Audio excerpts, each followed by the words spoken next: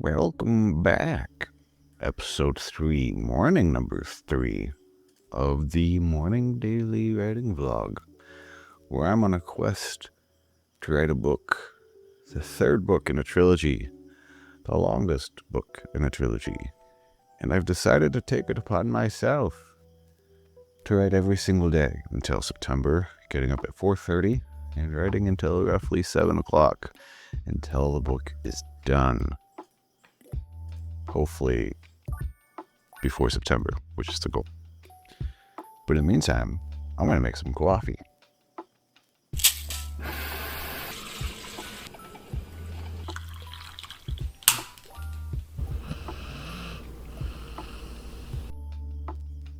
So yesterday, we got about 1,100 words in. Made some decent progress, and today, we're going to hopefully continue some of that. There's no limit. I don't have to reread anything today, so hopefully that helps get us a little bit on track quicker. Because yesterday I had to read a snippet of a chapter to remember where I was even at within the series of events. But now I know where I'm at. And I can just start. I think I said I was going to start twice yesterday, so I think I'm just going to do it once, and I'm actually going to start. We got this. So let's do this. See, look at that. Already typing away. Actually, I want to do it this way. 22259, so 22,259. I don't know if I'm going to remember that, but it's going to help me get a final word count.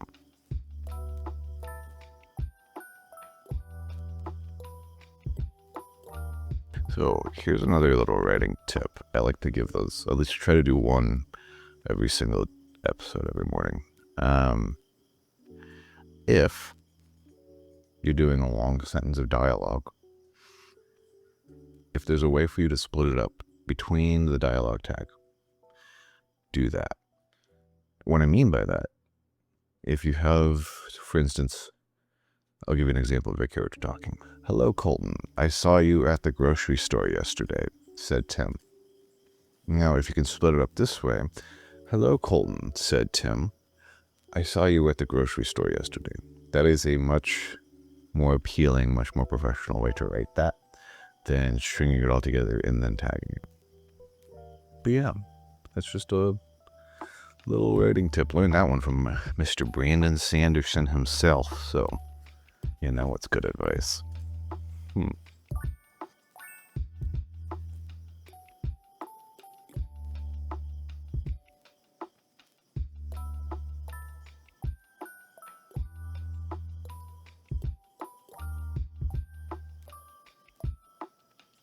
Now, if you can't tell from my voice, I am still very, feeling a little under the weather.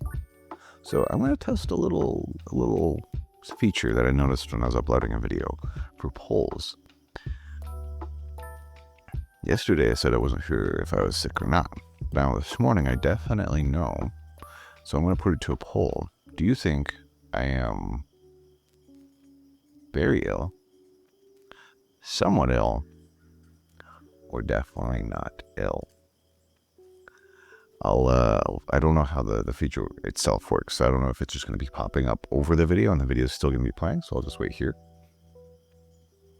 Or if it's going to pause. But yeah,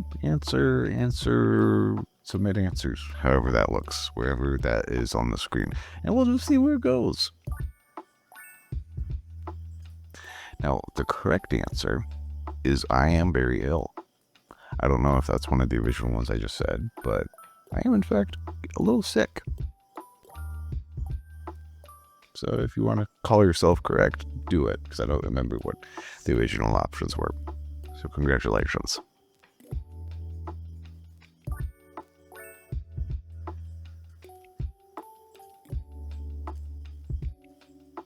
coffee. Always want more coffee. We're going to play a little game, a daily game called What's Some of Colton's Favorite Words? Today, the word is oleaginous. The word means rich in, covered with, or producing oil, oily or greasy. Fabrics would quickly become filthy in this oleaginous kingdom. Or it means exaggeratedly and distastefully complimentary, obsequious. Candidates made the usual oleaginous speeches in the debate. I like this word. I like to call people oleaginous. Take that as you will. So yeah, until next time. You know, I've never been one for like a heavy reliance on dream sequences in books and films, or like visions and whatnot. But this novel, I mean the series, is so heavily cosmic horror that, you know, the hallucinations and the visions and the stuff, it's kind of hard to not include those or use those. So I'm having to find a creative way to make them more interesting. You know, the out there wacky, crazy, people going mad style vision stuff. And this is also a very heavy character building book. So there's a lot of memory paths that we have to tread to figure out how characters made their life decisions and why they are the way they are. It's a challenge, let me put it that way, because I don't want it to just be well, then they remembered this thing and this thing and this thing. It has to be constructed and presented in an interesting and compelling way. And maybe that's a whole separate video on how to potentially tackle that, or how I go about tackling that. But yeah, that's where I'm at. Back to it then.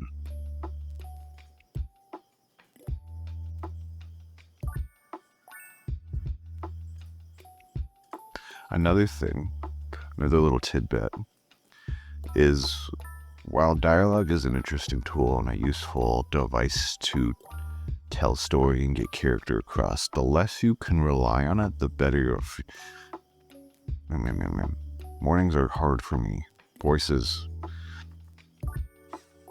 Speaking in the morning is a challenge for me. So let's try this again. The less dialogue that you utilize in a scene, how do I describe this? Don't do 6 paragraphs of dialogue. Just don't. I read a book the other day. No, I didn't. It wasn't the other day. I read a book a long time ago, and I stopped reading it because almost the entire chapter was just a single string of dialogue, and it made me disinterested.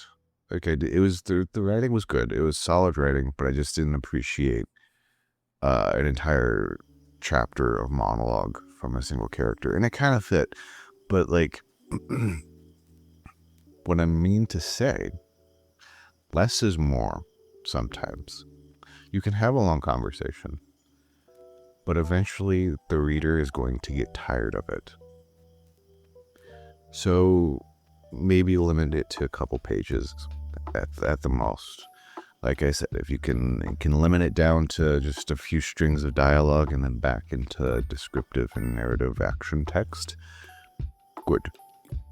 But yeah, that's just another little snippet. Dialogue is good, but also everything in moderation.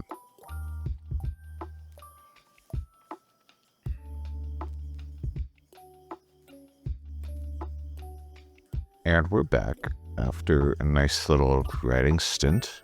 The final word count for this morning is 23,496, which I believe is fairly close to another 1,100, maybe closer to 1,200 words. I don't remember what I said to begin with, but it's over 1,000. So we're slowly getting more and more words done each morning. So not too bad for day 3.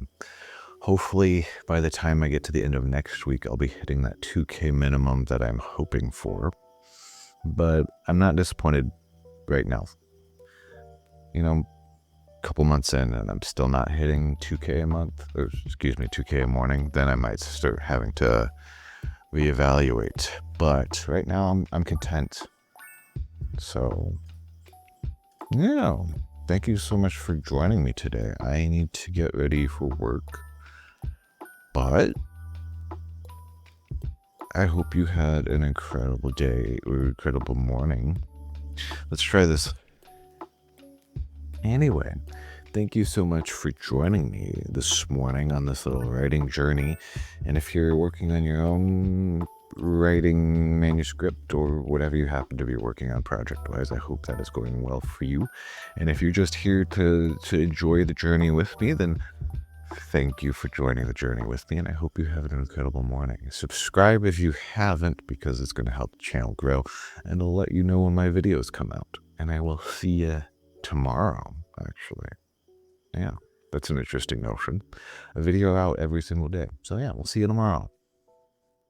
Okay, just kidding. I realized that I haven't read you a snippet today. So I'm going to read you a little snippet of something I wrote this morning. Hopefully it's fairly spoiler-free. This isn't all of the things that I'm going to read for these morning writing sessions. These samples are going to be spoiler-free as possible. That way I don't accidentally ruin the story for somebody.